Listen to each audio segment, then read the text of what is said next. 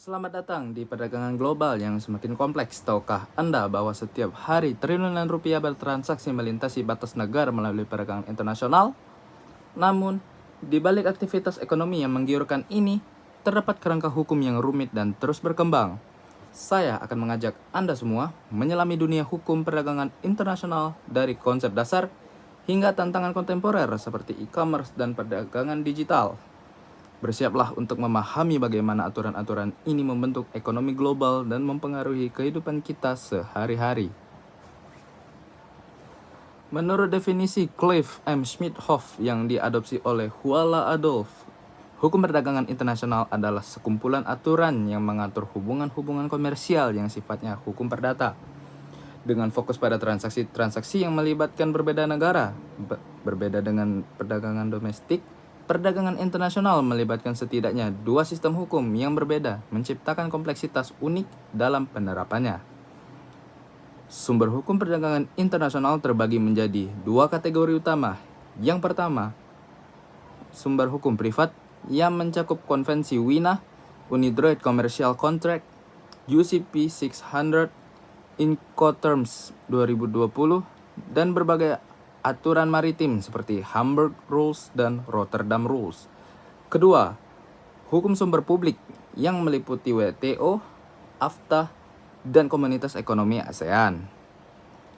Profesor Alexander Goldstein memperkenalkan dua prinsip fundamental dalam hukum perdagangan internasional. Prinsip pertama adalah kebebasan berkontrak yang memberikan para pihak kebebasan untuk menentukan jenis kontrak, pilihan hukum yang berlaku, dan forum penyelesaian sengketa. Prinsip kedua adalah Pacta Sunt Servanda yang mensyaratkan bahwa kesepakatan yang telah dibuat harus dilaksanakan dengan itikat baik. Transformasi sistem perdagangan multilateral dari GATT ke WTO pada tahun 1995 menandai era baru dalam regulasi perdagangan global. WTO tidak hanya mengatur perdagangan barang seperti GATT, tetapi juga memperluas cakupannya ke bidang-bidang non-perdagangan melalui perjanjian seperti TRIPS, TRIMS, dan AOA. Sistem WTO dibangun atas tiga pilar utama. General Agreement on Tariff and Trade atau singkat GATT mengatur perdagangan barang, General Agreement on Trade in Service atau GATS mengatur perdagangan jasa, dan Agreement on Trade Related Acceptance of Intellectual Property Rights atau TRIPS mengatur aspek perdagangan yang berkaitan dengan hak kekayaan intelektual. Ketiga perjanjian ini membentuk fondasi hukum perdagangan internasional modern. Salah satu inovasi terpenting WTO adalah Dispute Settlement Understanding atau biasa disingkat dengan DSU, yang menyediakan mekanisme penyelesaian sengketa yang mengikat. Sistem ini telah terbukti efektif dalam menangani berbagai sengketa perdagangan internasional, termasuk kasus-kasus yang melibatkan Indonesia. Kasus sengketa nikel antara Indonesia dan Uni Eropa menjadi salah satu contoh paling menarik dalam hubungan perdagangan internasional kontemporer. Gugatan Uni Eropa terhadap kebijakan larangan ekspor nikel Indonesia pada tahun 2021 dan berujung keputusan WTO pada November 2022. Meskipun Uni Eropa memenangkan sengketa ini, kasus ini menunjukkan kompleksitas antara kedaulatan sumber daya alam dengan kewajiban perdagangan internasional. Dalam kontras dengan kasus nikel, Indonesia berhasil membuktikan diskriminasi oleh Uni Eropa dalam sengketa dagang kelapa sawit di WTO. Panel WTO pada Januari 2025 menyatakan bahwa UE atau Uni Eropa melakukan diskriminasi dengan memberikan perlakuan kurang menguntungkan terhadap biofuel berbahan baku kelapa sawit. Kemenangan ini menunjukkan pentingnya strategi hukum yang tepat dalam arena perdagangan internasional. Pada Januari 2018, Indonesia meraih kemenangan signifikan melawan Uni Eropa dalam kasus pengenaan bea masuk anti-dumping atau BAMD produk biodiesel. WTO memenangkan 6 gugatan Indonesia atas kebijakan Uni Eropa. menunjukkan bahwa tindakan anti-dumping harus memenuhi kriteria ketat berdasarkan bukti-bukti yang valid. United Nations Convention on Contracts for the International Sales of Goods atau disingkat CISG yang dikenal sebagai Vienna Convention merupakan instrumen hukum paling sukses dalam unifikasi hukum jual beli internasional dengan 97 negara anggota yang mewakili 2/3 perdagangan dunia. CISG menyediakan kerangka hukum yang seragam untuk perdagangan internasional. Ancestral Model Law on International Commercial Arbitration menjadi basis harmonisasi dan perbaikan hukum nasional di berbagai negara. Model ini mencakup seluruh tahapan proses arbitrase dari perjanjian arbitrase hingga pengakuan dan penegakan putusan arbitral. Arbitrase internasional semakin populer karena dapat menyelesaikan perselisihan lebih cepat dibandingkan litigasi pengadilan tradisional. Incoterms 2020 yang diterbitkan oleh International Chamber of Commerce mendefinisikan tanggung jawab, biaya, dan resiko dalam perdagangan global. Revisi terbaru ini mencakup perubahan penting seperti DAT dengan DPU dan penambangan aturan keamanan yang lebih detail. Pemahaman yang tepat tentang Incoterms sangat krusial untuk menghindari sengketa dalam transaksi internasional.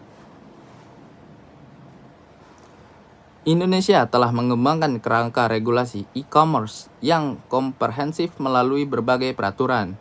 Menteri Perdagangan menerbitkan MOTR 31/2023 yang mengatur perizinan bisnis, iklan, pembinaan, dan pengawasan kegiatan perdagangan melalui sistem elektronik. Regulasi ini bertujuan melindungi kepentingan usaha mikro, kecil, dan menengah Indonesia dalam ekosistem e-commerce. Perlindungan hukum konsumen dalam transaksi e-commerce diatur berdasarkan UU nomor 8 tahun 1959 tentang perlindungan konsumen, UU ITE, dan PP PSTE. Transaksi elektronik diakui sebagai transaksi yang dapat dipertanggungjawabkan melalui kontrak elektronik. Pelaku usaha bertanggung jawab memberikan ganti rugi jika terbukti melanggar perjanjian dan menimbulkan kerugian konsumen. CPTPP menjadi perjanjian perdagangan kunci yang menetapkan standar tinggi untuk perdagangan digital dan e-commerce. Perjanjian ini mencakup ketentuan komprehensif seperti aliran data lintas batas, larangan lokalisasi data, dan perlindungan kode sumber RCEP. Sebagai perjanjian perdagangan terbesar secara global, juga memiliki bab e-commerce meskipun kurang komprehensif dibandingkan CPTPP.